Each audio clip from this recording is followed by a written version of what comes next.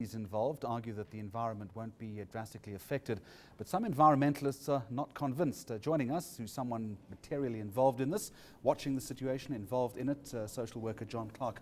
Good evening to you and welcome. You've been quoted as saying that the Minerals and Energy Department is acting suspiciously. In what way? Well, earlier you had an insert of talking about the problems of safety in mines, and we heard the Minister saying that she was very committed to ensuring that mining companies were held accountable. What I find flabbergasting, Jeremy, after 2 years of working with that community, is how complete deaf ear, up until today, unfortunately to say, today I finally managed to talk with Jacinta Rocha to appraise him of what this mining company has been doing on the Wild Coast. And it makes your hair curl because, I mean, they talk of this mining as being there to uplift the people, but the mining company has basically been going around bribing the chiefs with liquor,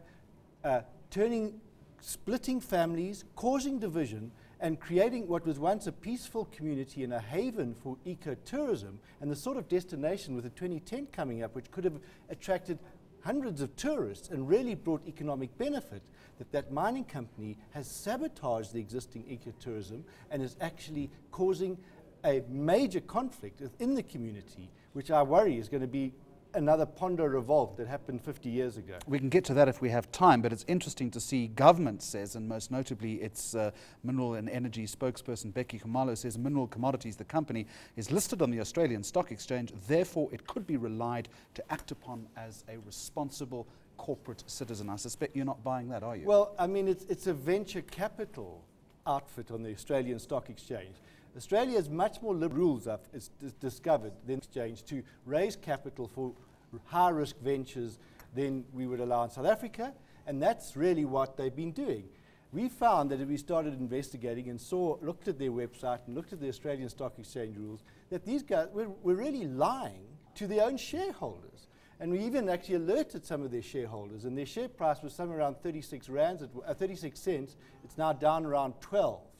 So what puzzles me is that the Department of Energy is still somehow protecting them, because I want to talk to these fellows and get them to explain to the public how they justify, as my clients have told me, for example, when they took a whole bunch of the local residents up to Richards Bay Minerals as a marketing exercise to show them the benefits of mining, that the chief that was taken there was plied with liquor all the way, so he was completely drunk. Is this a fait accompli?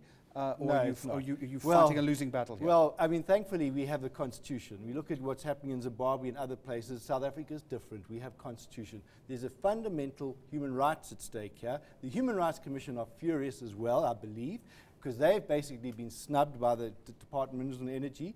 I initiated a human rights inquiry in that and called them in to investigate, last year already, and the Human Rights Commission have been very worried because DME and the Department of Environmental Affairs and Land Affairs are clearly not singing off the same song sheet. All right, the Mineral and Energy Minister is going to the region on Friday. What do you want her to say to the community? Well, I would like her to take the Minister of Environmental Affairs and Tourism with her and the Minister of Land Affairs with her, so that the community can see that government is being accountable to exercise cooperative decision-making. At the moment, that is not the case, and the suspicions are rife that there's a particular vested interest behind the Department of Minerals and Energy, which contradicts everything that the Minister is saying about mine safety, etc., etc.